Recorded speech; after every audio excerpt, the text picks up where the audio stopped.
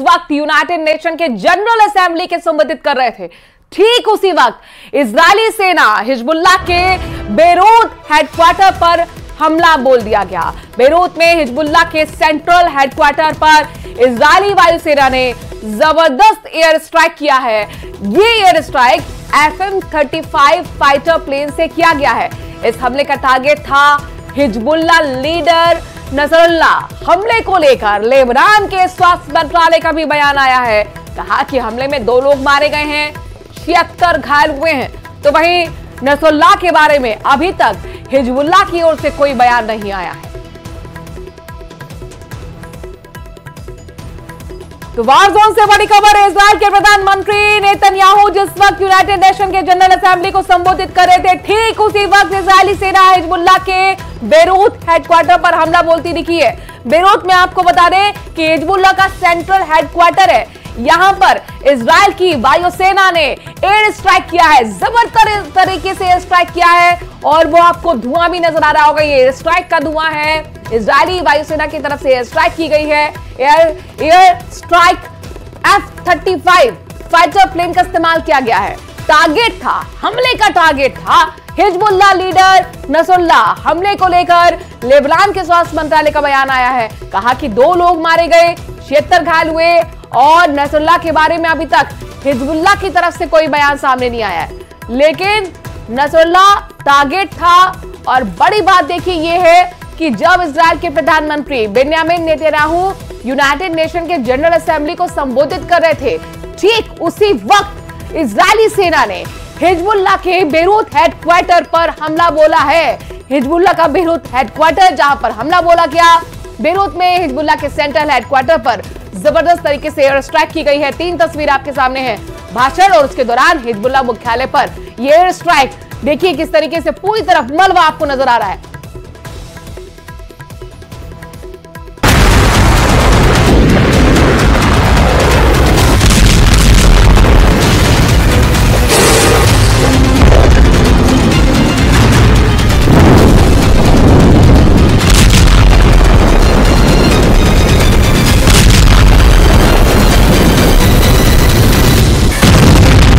Lebanon पर Israel के serial air strike तो सिर्फ ट्रेलर है। लेबनान इजरायली युद्ध की पिक्चर अभी बाकी है।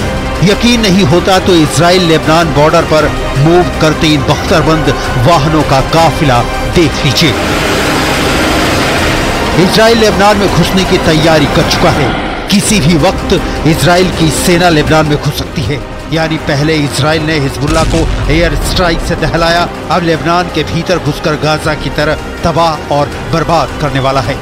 Thousands of Iranian-backed Hamas terrorists from Gaza burst into Israel in pickup trucks, on motorcycles, and they committed unimaginable atrocities. They savagely murdered 1,200 people. They raped and mutilated women. They beheaded men. They burned babies alive. They burnt entire families alive, babies, children, parents, grandparents, in scenes reminiscent of the Nazi Holocaust. Hamas kidnapped 251 people from dozens of different countries, dragging them into the dungeons of Gaza. Israel has brought home 154 of these hostages, including 117 who returned alive. Israel की planning है कि वो Lebanon के भीतर घुसकर Hezbollah के ठिकानों पर हमला बोलेगा। इजरायली फौज लेबनान के किस इलाके में सबसे पहले एंट्री की तैयारी कर रही है। इजरायली फौज लेबनान में किन हथियारों से विध्वंस करने की तैयारी कर रही है। इजराइल लेबनान पर कब से जमीनी हमले शुरू कर देगा और क्या इजराइल लेबनान में रुककर उसके इलाके पर नियंत्रण करने की योजना बना रहा है। इन सारे सवालों का जवाब डिटेल में दिखाएंगे। उसके पहले इजराइल के लेफ्टिनेंट जनरल हर्जी हलेवी को सुन लीजिए। כאן למעלה, אנחנו תוקפים כל היום, גם כדי להכין את השטח לקראת האפשרות של הכניסה שלכם, וגם כדי להמשיך לפגוע בחיזבאללה. חיזבאללה היום הרחיב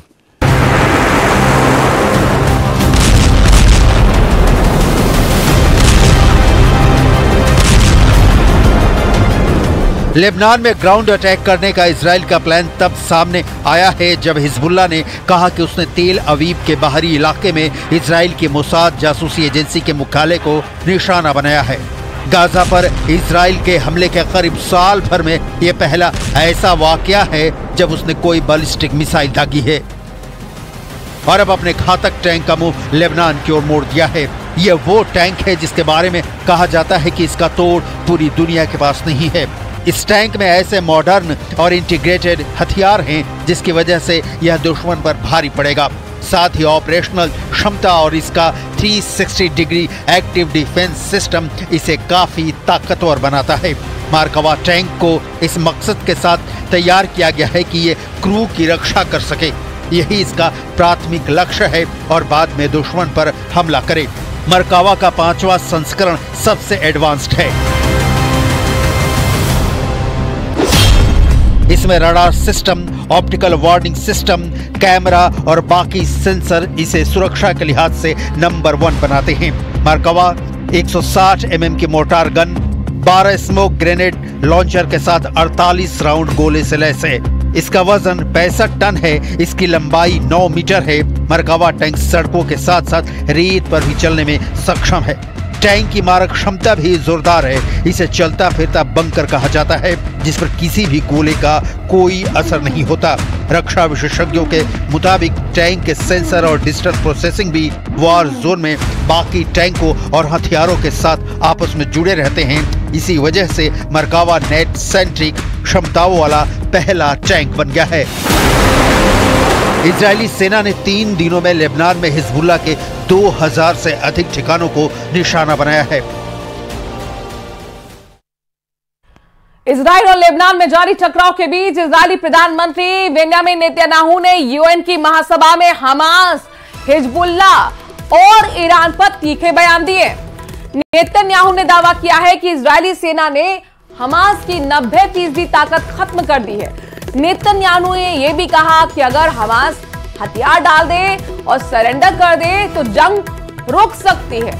हिजबुल्लाह पर भड़कते हुए नेतन्याहू ने कहा कि हिजबुल्लाह अब तक 8000 रॉकेट दाग चुका है और ईरान पर बोलते हुए नेतन्याहू ने कहा कि अगर ईरान ने हमला किया तो इजराइल तगड़ा जवाब देगा।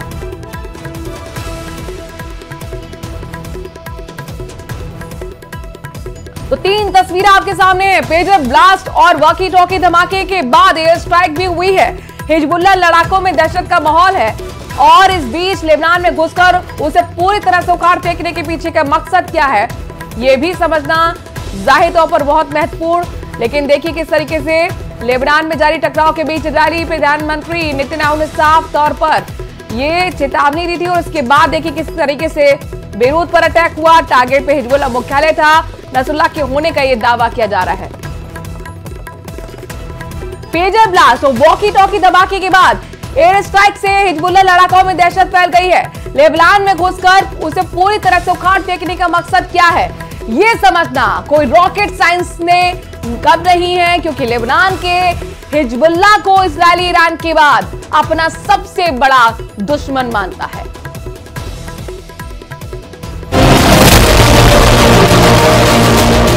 इजराइल और हिजबुल्लाह लेबनान की सीमा पर तब से लड़ रहे हैं जब गाजा में युद्ध शुरू हुआ। 7 अक्टूबर 2023 से 20 सितंबर 2024 तक इजराइल और लेबनान ने एक दूसरे पर जो हमले किए हैं वो इन दोनों के बीच की शत्रुता की गवाही है। इन 11 महीनों में इजराइल ने लेबनान पर 8313 हमले किए हैं जिसमें 752 लेबनानियों की मौत हुई है। वहीं इजराइल के खिलाफ हिजबुल्लाह और हूथी विद्रोहियों ने 1901 हमले किए हैं जिसमें 33 इजरायलियों की मौत हुई है। हिजबुल्लाह हमास और हूथी विद्रोहियों का पक्का सपोर्टर है और इस सपोर्ट की सीख उसे ईरान से मिलती है जो हिजबुल्लाह की फंडिंग करता है, ट्रेनिंग देता है और इजराइल पर लेबनान की ओर से हमले के लिए उकसाता है। इसके लिए ईरान ने लेबनान में अपने रिवोल्यूशनरी गार्डों की तैनाती भी की है। हिजबुल्लाह का समर्थन करने वाले ईरान ने इजराइल के हमलों की निंदा की है और कहा कि मध्य पूर्व इन दिनों पूरी तरह से तबाही का सामना कर रहा है। ईरान ने यह भी चेतावनी दी कि अगर इजराइल ने अपना हमला बढ़ाया तो तेहरान हर तरह से लेबनान का समर्थन करेगा। इस बीच इजराइल के पीएम बेन्यामिन नेतन्याहू ने कसम खाई है המדיניות שלנו היא ברורה. אנחנו ממשיכים להכות בחיזבאללה בכל הכוח. ואנחנו לא נפסיק עד שנשיג את כל יעדינו, ובראשם החזרת תושבי הצפון לבטחה לבתיהם.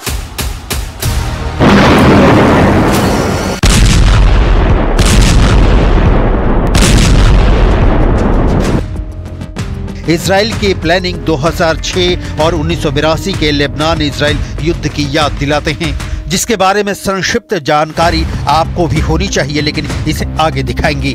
इस वक्त इजराइल लेबनान में घुसकर क्या हासिल करना चाहता है, उसकी रिपोर्ट देखिए। नेतन्याहू 60,000 से ज्यादा इजरायली नागरिकों को सुरक्षित अपने घर पहुंचाना चाहते हैं। ये सभी लोग उत्तरी इजराइल के निवासी हैं और हिजबुल्लाह के साथ शुरू हुई जंग के बाद अपने घरों को छोड़कर वहां से भागने पर मजबूर हुए थे।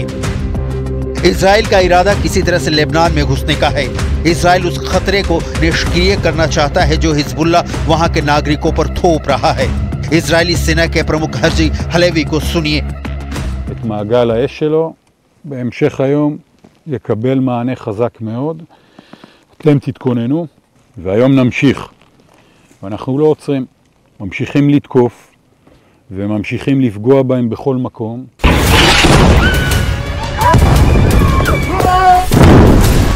इजराइल का पहला लक्ष्य हिजबुल्लाह लड़ाकों पर हमला करके उनको दक्षिणी लेबनान में लितानी नदी के उत्तर से किसी भी तरफ पीछे धकेलना होगा। इसकी दो वजहें हैं। पहला, इजराइल के कस्बों की ओर दागे जा रहे छोटी दूरी के रॉकेट को रोकना, और दूसरा 7 अक्टूबर को उत्तरी इजराइल पर किए गए हमले जैसी घटना की आशंका को खत्म करना। इसके लिए इजरायली सेना की प्लानिंग है कि वो लेबनान के गांवों में घुसेगी जहां हिजबुल्लाह ने कई सैनिक चौकियां बना रखी हैं। हिजबुल्लाह के पास लड़ाके तो हैं, लेकिन इजरायली टैंक मरकावा की तोड़ उसके पास नहीं है, और ना ही इजरायली सेना की तरह हिजबुल्लाह के लड़ाके ट्रेंड हैं। लिहाजा इजराइल लेबनान में घुसता है तो लेबनान का दूसरा गाजा बनना तय है। इसे रोकने के लिए कई देशों ने एक संयुक्त बयान जारी किया है,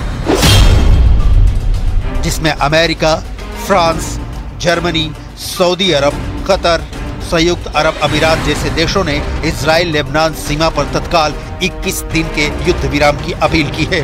भारत ने एक एडवाइजरी जारी कर भारतीयों से अगली सूचना तक लेबनान की यात्रा नहीं करने का आग्रह किया है। अमेरिका के राष्ट्रपति जो बाइडेन ने इजरायली सैनिकों को संभावित जमीनी कार्रवाई के लिए अलर्ट पर रखे जाने के बाद पूर्ण युद्ध की संभावना को लेकर चेतावनी दी है। सवाल है कि क्या इजराइल थमने वाला है? इस उम्मीद की कोई तस्वीर दूर दूर तक नहीं दिख रही, क्योंकि हमास, हूथी और हिजबुल्लाह के खिलाफ बेन्यामिन नेतन्याहू ने कसम खाई है कि जब तक तोड़ेंगे नहीं तब तक छोड़ेंगे नहीं। इजराइल के प्रधानमंत्री नेतन्याहू भले ही दावा करें कि इजराइल जंग जीत रहा है, लेकिन हकीकत में हमास और हिजबुल्लाह के बाद अब हूती ने इजराइल की राजधानी पर ऐसा भीषण हमला किया कि पूरा इजराइल खौफ में आ गया है। हूती ने फिलिस्तीनी 2 बैलिस्टिक मिसाइल से तेल अवीव पर हमला किया है, जिसे देखकर ईरान के सुप्रीम लीडर खामनेई बोले, शाबाश हूती, तुमने कर दिखाया।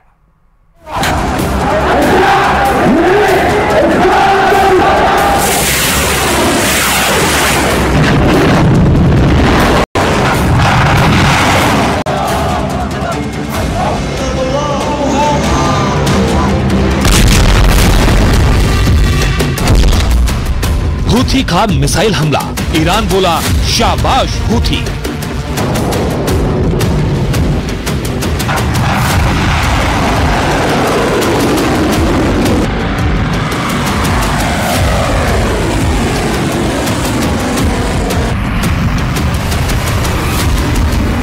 अब यह दावा कर पाना बेहद मुश्किल है कि इजराइल हमास और हिजबुल्लाह को जंग में आसानी से हरा देगा। हूथी लड़ाकों ने इजराइल पर ऐसा भीषण मिसाइल हमला किया कि अमेरिका तक हैरान रह गया। हैरानी की बात तो यह है कि महज 18 घंटे पहले ही पीएम नेतन्याहू ने ऐलान किया था कि वो हिजबुल्लाह पर जमीनी हमला हर हाल में करेंगे। पीएम नेतन्याहू के ऐलान से कुछ घंटे बाद ही इजराइल पर हुथी ने बहुत बड़ा मिसाइल हमला कर दिया है।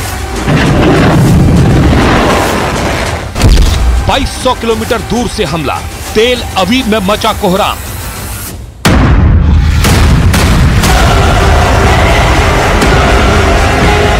हुथी के हमले को देखकर जहां ईरान के सुप्रीम लीडर खामनेई गदगद हैं, तो वहीं दूसरी तरफ Hezbollah chief Hassan Nasrallah Houthi के मिसाइल हमले को देखकर दंग रह गए हैं। हुथी ने इजराइल की राजधानी तेल अवीव पर 2200 किलोमीटर दूर से हमला किया है।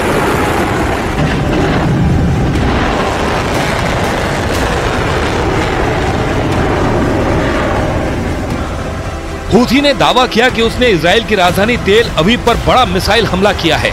हुथी का दावा है कि उसने यमन से मध्य इजराइल पर सीधा बड़ा हमला किया। खबर के मुताबिक 2200 किलोमीटर दूर से हुथी ने इजराइल की राजधानी तेल अवीव पर लंबी दूरी की मिसाइल दागी है।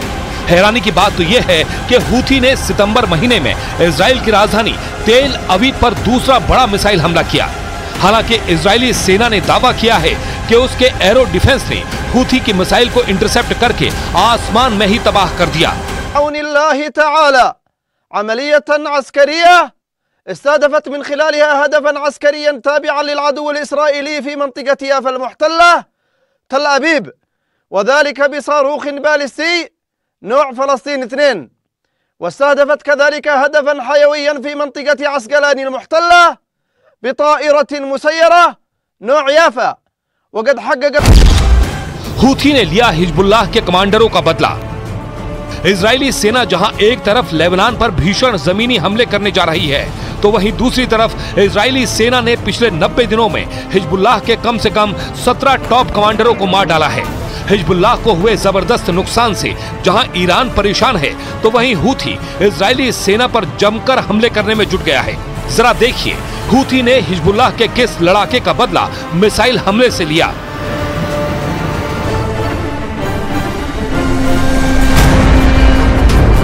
पहले आप ये जान लीजिए कमांडर मोहम्मद सरूर कौन है, जिसकी मौत का बदला हुथी ने लिया है। कमांडर मोहम्मद हुसैन सरूर हिजबुल्लाह की ड्रोन यूनिट का चीफ कमांडर था, जिसे कल बेरूत में इजरायली सेना ने मार गिराया। इजरायली सेना के दावों के मुताबिक इजराइल ने दक्षिणी बेरूत में भीषण हवाई हमला किया था, जिसमें हिजबुल्लाह की ड्रोन यूनिट का चीफ कमांडर मोहम्मद सरूर मारा गया है। दावा किया गया है कि इजरायली सेना ने दक्षिणी बेरूत में हिजबुल्लाह के गढ़ दय्याह में हवाई हमला करके हिजबुल्लाह के कमांडर मोहम्मद हुसैन सरूर को मार डाला है। हैरानी की बात तो यह है कि 24 घंटे के अंदर ही हुथी ने हिजबुल्लाह के ड्रोन चीफ कमांडर की मौत का इजराइल से बदला लिया। असल में कुछ दिन पहले ही हिजबुल्लाह की ड्रोन यूनिट का चीफ कमांडर मोहम्मद सरूर यमन गया था, जहां उसने हुथी लड़ाकों को ड्रोन मिसाइल से लंबी दूरी के हमले करने की ट्रेनिंग दी थी। यमन से जैसे ही हिजबुल्लाह की ड्रोन यूनिट का चीफ कमांडर मोहम्मद सरूर बेरूत पहुंचा, तभी इजराइल ने खुफिया जानकारी के इनपुट पर हवाई हमला किया और उसे मार दिया। इजरायली सेना का साफ कहना है कि हिजबुल्लाह की ड्रोन यूनिट का चीफ कमांडर मोहम्मद सरूर ही इजराइल पर हुथी और हिजबुल्लाह लड़ाकों से बड़े मिसाइल और रॉकेट हमले करवा रहा था। ईरान और हिजबुल्लाह ने भी माना हुथी का लोहा। हुथी लड़ाकों का साफ कहना है कि लाल सागर में अगर दुश्मन के टैंकर और हथियारों से भरे इजरायली और अमेरिकी जहाज घुसेंगे तो उन्हें उड़ा देंगे। हुथी सितंबर महीने में ही तेल से लबालब भरे टैंकर को उड़ा चुका है।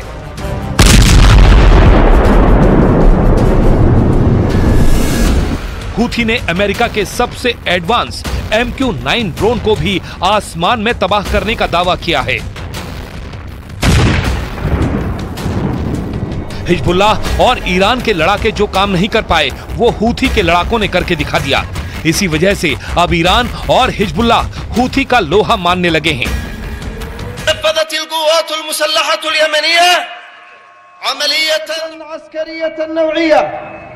استهدفت من خلالها 3 مدمرات حربية أمريكية معادية في البحر الأحمر، وذلك أثناء توجهها لإسناد ودعم العدو الإسرائيلي. وقد نفذت العملية ب23 صاروخا باليستيا ومجنحا وطائرة مسيرة. यहाँ तक कि हूथी ने साफ कहा है कि वो गाजा युद्ध में मारे गए एक एक फिलिस्तीनी की मौत, हिजबुल्लाह के लड़ाकों और कमांडरों की मौत का बदला अपनी हाइपरसोनिक मिसाइल से लेगा। और इसी के साथ स्पेशल रिपोर्ट में आज के लिए इतना ही। आगे देखिए मारो राजस्थान।